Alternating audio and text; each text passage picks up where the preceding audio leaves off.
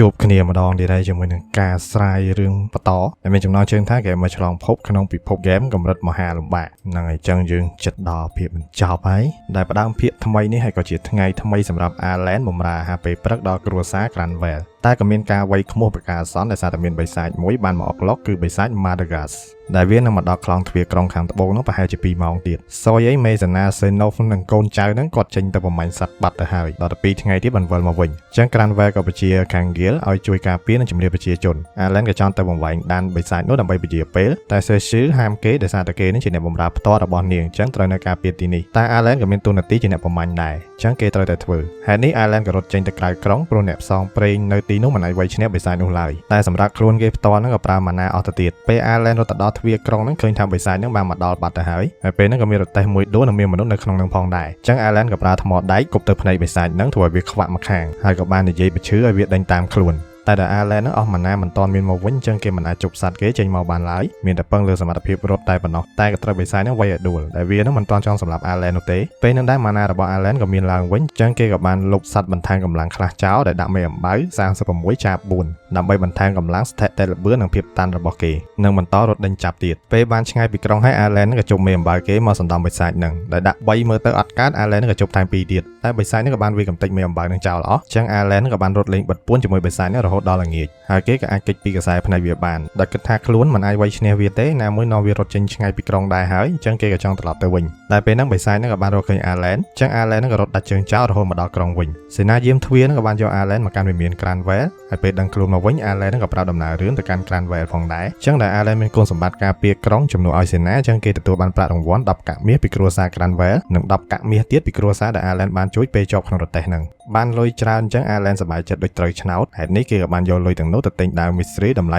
25កាក់មាសដែលអាចកាត់ជើងសម្ោចតាន់បានយ៉ាងងាយស្រួលទោះត្រង់ថាវាមិនអាចចាត់រំលោះខ្លួនរបស់សម្ោចបានទេតែ Alan ក៏បានចាក់ចំកន្លែងចន្លោះអត់មានស្បែកតាន់ចឹងគេក៏អាចលូកយកថ្មវេទមន្តវាបានពេលហ្នឹងគេក៏បានបញ្ជាឥន្ទ្រី2ឲ្យចុះមកនិងមួយទៀតហោះចេញឲ្យឆ្ងាយហើយឥន្ទ្រី2ហ្នឹងគេដាក់មួយត្រឡប់ទៅជាកាតវិញហើយក៏បានរៀបរបស់ដាក់លើដីហើយគេក៏បានដាក់ផ្លែឈើមួយចូលស្បោងនិងសួរឥន្ទ្រីថាក្នុងស្បោងហ្នឹងគឺជាអ្វីវាក៏បានចង្អុលទៅផ្លែឈើរៀបនៅនឹងដីហ្នឹងព្រោះអីវាបានឃើញនៅក្នុងភ្នែកផ្ទាល់ហើយថា Alan ហ្នឹងដាក់អីចូលចឹង Alan ក៏ចូលឥន្ទ្រីក្នុងការចេញមកហើយក៏បានសួរសំណួរដដែលហើយវាហ្នឹងក៏បានរើសផ្លែឈើហ្នឹងដូចគ្នាចឹង Alan ក៏បានហៅឥន្ទ្រីដែលហោះទៅឆ្ងាយនោះឲ្យមកវិញនិងសួរសំណួរដូចគ្នាតែវាមិនដឹងអីនោះទេពេលហ្នឹង Alan ក៏បង្កើតតន្ត្រីថ្មីស្រឡាងមួយមកទៀតនិងសួរសំណួរដដែលតែវាក៏បានរើសត្រូវពេលហ្នឹង Alan ហ្នឹងក៏ជប់ចាប់ប៉ុប៉ូនិងសួរសំណួរដូចគ្នាដែលវាហ្នឹងក៏អាចស្ដាប់ Alan យល់ដែរតែវាមិនដឹងថាក្នុងថង់ហ្នឹងមានអីនោះទេចឹង Alan សន្និដ្ឋានថាសត្វដែលប្រភេទតែមួយគឺវាអាចចែករំលែកព័ត៌មានដែលវាដឹងទៅសត្វប្រភេទដូចគ្នាផ្សេងទៀតទោះមិនទាន់បានជប់ឬទៅបង្កើតថ្មីក៏ដោយលើកលែងតែសត្វដែលជប់ហើយទើបមិនដឹងពីព័ត៌មានទាំងនោះក្រោយមក Alan ក៏មកសាកល្បងក្បាច់ដើរជាមួយនឹងមីហៃទោះបីពេលនេះ Alan ហ្នឹង level 28ក៏ដោយក៏គេនៅតែវាយមិនឈ្នះមីហៃដដែលពេលហ្នឹងដែរមីហៃក៏ដឹងថា Alan ហ្នឹងបានលេងដេញចាប់ជាមួយនឹងបិសាច Madagas ដែលខ្លួនគេផ្ទាល់ហ្នឹងក៏មិនអាចវាយឈ្នះវានោះទេក្នុងពេលនេះពេលហ្នឹងក៏មានដំណឹងដែលនាគសនោះបានបដូរទីតាំងដែលជាសត្វមានតម្លៃ1000កាក់មាសដែលពេលនេះវាបានហត់ទៅចម្រោករបស់វានៅខាងទឹកដី Caranel ម្ដងចឹងនេះវាជាពេលដែលខាង Cranwell មានបានម្ដងហើយព្រោះគេអាចជីករ៉ែមីស្រីបានតែ Zenos នឹងចង់ស៊ើបពីទីតាំងថ្មីរបស់នាគសនោះសិនដើម្បីឲ្យច្បាស់ពីសុវត្ថិភាពនិងឆ្លៀតពេលឆែកទីតាំងរ៉ែទាំង4ផងដែរពេលហ្នឹងមីហៃក៏សុំទៅជួយតែ Zenos មិនឲ្យទៅឡើយដោយសារតែនាគហ្នឹងអាចហោះមកវិញគ្រប់ពេលវេលាណាមួយក៏នៅមានសម្បូរបិសាចជ្រូកនិងវង Goblin នៅក្បែរនោះផងដែរដែលត្រូវប្រើពេលច្រើនខែសម្រាប់កម្ចាត់វាចោលអស់ឬចឹង Alan ក៏ចាប់ផ្ដើមមានបញ្ហាហើយព្រោះបើសេនាកម្ចាត់បិសាចអស់នោះគេគ្មានបិសាចសម្រាប់វាយយកល្វែទៀតទេចឹង Alan មានតែទៅវាយបិសាចទាំងនោះមុនដែលពេលនេះគេអាចដាក់កាតបន្ថែមកម្លាំងដល់ទៅ50កាតហើយគេក៏មានស្គីថ្មីផងដែរគឺចែករំលែកចឹងគេក៏សាកស្គីនោះជាមួយនឹងឥន្ទ្រីហើយពេលហ្នឹង Alan ហ្នឹងក៏មើលឃើញខ្លួនឯងដែលស្គីនោះគឺចែករំលែកការមើលឃើញរបស់សត្វទៅឲ្យគេចឹងគេក៏ឲ្យឥន្ទ្រីនោះហោះទៅលើដែលមិនត្រឹមតែអាចមើលឃើញទេថែមទាំងឮសំឡេងផងដែរនិងអាចបញ្ជាបានទៀតសូម្បីតែស្គីរបស់សត្វហ្នឹងក៏គេប្រើបានដែរចឹងគេក៏ជប់បន្ថែមឥន្ទ្រី3ទៀតហើយក៏អាចចែករំលែកកំហើញជាមួយពួកវាក្នុងពេលតែមួយសូម្បីតែសត្វខ្លាហ្នឹងក៏អាចធ្វើយ៉ាងបានដែរតែពេល Alan ថែមសត្វមួយទៀតវាក៏ធ្វើឲ្យ Alan ហ្នឹងឈឺក្បាលខ្លាំងមែនទែនចឹង Alan គិតថាស្គីទាំងនេះដាក់បានតែសត្វចំនួន5ប៉ុណ្ណោះពេលហ្នឹង Alan ក៏ឃើញចំណេះដឹងរបស់គេមានដល់ទៅ1000ជាងចឹងប្រហែលនៅពេលចំណេះដឹងគេកើនឡើងគេអាចនឹងដាក់ស្គីនោះទៅលើសត្វបានច្រើនជាងហ្នឹងមិនគិតច្រើនគេក៏បានដាក់កាតសត្វដែលបន្ថែមចំណេះដឹងគេនោះរហូតដល់ទៅ1251ហើយគេក៏អាចប្រើស្គីនោះបានដល់សត្វទី6ដែលមិនមានបញ្ហាពេលហ្នឹង Alan ក៏បានជប់សត្វរែងឌីចេញមកដោយឲ្យវានឹងទៅប្រមាញ់សត្វម្ដងដោយបញ្ជាពេញពៀនឹងឲ្យប្រើសំណាញ់ចាប់សម្ោចហើយខ្លាឃ្មុំចូលទៅខំចំណែកមនុស្សដៃនេះគឺដើម្បីរងនិងត្រីសម្រាប់ព្យាបាលពួកគេចឹងទៅហើយគេ គេក៏ជោគជ័យក្នុងការប្រមាញ់សម័យដែកនោះជាមួយនឹងបិសាច Randy របស់គេតែនៅសល់ដំឡូងមួយដែល skill វានឹងគឺជាមួយដីខ្លាចជារុក្ខជាតិចេញផ្លែមួយមកដែលអាចបំពេញម៉ាណារបស់ Allen វិញបាន Allen ក៏មានទីតុយផងដែរពេលនេះដែលអាចប្រមាញ់សត្វនៅពេលយប់អញ្ចឹងគេក៏បានចែកក្រុមឲ្យសត្វនឹងជួយប្រមាញ់ឲ្យគេទៅពេលហ្នឹង Allen ក៏បញ្ជាចាបគេមួយទៅមើលគ្រួសាររបស់គេនិងបានផ្ដល់កាក់មាសទៅម្ដាយរបស់គេផងដែរក្រោយមកពេល Allen អាយុ10ឆ្នាំទីតាំងរ៉ែទាំង4ដែល Xehanort បានតាមដាននោះត្រូវបានគ្រប់គ្រងដោយបិសាចជ្រូកនិង Goblin បាត់ទៅហើយដោយសារតែគ្មានអ្នកជីកយូរពេកអញ្ចឹងគេត្រូវចំណាយពេល3ឆ្នាំដើម្បីអាចគ្រប់គ្រងទីតាំងនោះបានមកវិញសម្រាប់ខាង Caranel វិញក៏បានបង្ខំឲ្យកម្មករបន្តជីករហូតត្រូវនាគសនោះបិទពួកកម្មករនឹងងាប់ខ្ទេចហើយសម្រាប់ Allen វិញក្នុងពេលដែលគេកំពុងបម្រើនៅផ្ទះហ្នឹងសាទគេបានជួយប្រមាញ់ឲ្យគេនឹងបានបន្ទុកបទពិសោធន៍ផងដែរ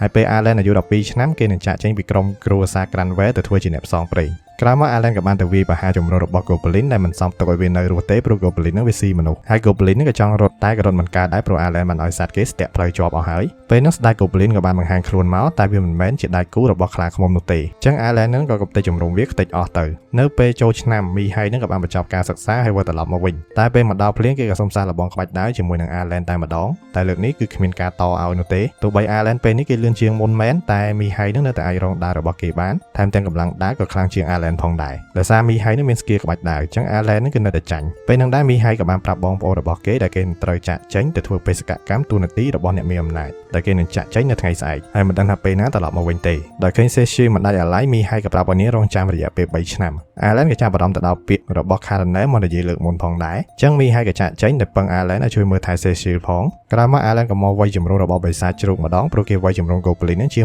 6ខែហើយរហូតឡើងដល់ level 35អញ្ចឹងគេក៏បញ្ជាខ្លាឃ្មុំចូលវាយប្រហារនឹងមនុស្សដែរការពារព្រួយដែលជ្រូកនឹងបាញ់មកនិងប្រើពីពីនទៅចាប់ពួកបាញ់ព្រួយនឹងហើយក៏បន្តវាយលុកដល់ក្នុងជំរំតែក៏មានវេទមន្តមួយបាញ់មក Allen ដែលជ្រូកនោះជាអ្នកបាញ់ Allen ក៏បានយកដុំដែកគប់ធ្លុះក្បាលវាទៅធ្វើឲ្យពីរទៀតនឹងវារត់ពួនតែវាក៏នៅបាញ់វេទមន្តមកដដែលពេលហ្នឹងវាក៏បានទៅរាយការណ៍ប្រាប់ស្ដេចបិសាចជ្រូកហើយដោយសារតែតបជ្រូកនឹងច្រើនអញ្ចឹង Allen នឹងក៏បានត្រៀមខ្លាឃ្មុំចំនួន 20000 កាតជាមួយនឹងផ្លែឈើបន្ថែមម៉ាណា100ផងដែរក្នុងពេលហ្នឹងស្ដេចជ្រូកក៏បានចេញមកកាប់ខ្លាឃ្មុំរបស់ Allen ហើយ Allen នឹងក៏បានបង្កើតខ្លាឃ្មុំនឹងជប់ចេញមកបន្ថែមភ្លាមនឹងជ្រូកក៏បានបាញ់វេទមន្តកំទេចមនុស្សដៃរបស់ Allen អស់អញ្ចឹងវាក៏អាចបាញ់ Allen ឲ្យមានរបួសតួខ្លាឃ្មុំនឹងចេញមករងក៏ដោយពេលហ្នឹងដែរ Allen នឹងគឺដល់ផ្លូវតលហើយតែ Xehanort ក៏បានលេចមុខចេញមកចឹង Allen ក៏បានយកសัตว์គេជប់ត្រឡប់មកវិញតែចេះដល់នេះ Xehanort បានឃើញអស់ទៅហើយចឹង Xehanort ក៏ចូលទៅវិញជាមួយនឹងស្ដេចបិសាចជ្រូកនោះដោយទុកពួកជ្រូកកពេកកពុកឲ្យសេនារង Lebran ស្ដេចជ្រូកនឹងក៏ប្រើញញួរកាប់ Xehanort តែ Xehanort ទប់នឹងវាសញញួរនោះចេញយ៉ាងងាយចឹងវាក៏កាប់តទៀតហើយក្នុងពេលនឹងដែរ Lebran នឹងក៏ប្រើស្គៀចាក់ទម្លុះជ្រូកនោះងាប់ចិត្តអស់ដោយទាំងអាបាញ់សិលមួយផងដែរ